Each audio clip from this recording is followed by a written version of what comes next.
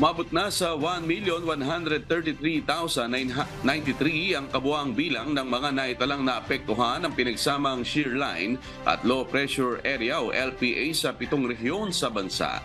Patay sa ulat ng National Disaster Risk Reduction and Management Council o NDRRMC, apektado na ang 282,938 na pamilya na naninirahan sa 1,471 na barangay sa Calabarzon, Mimaropa, Bicol, Western Visayas, Eastern Visayas, Northern Mindanao at Caraga. Sa kabuang bilang na ito, 17,746 na pamilya o 48,720 na individual ang nasa 162 evacuation centers, habang 9,357 pamilya o 32,699 na individual naman ang tumanggap ng tulong sa labas ng mga ito.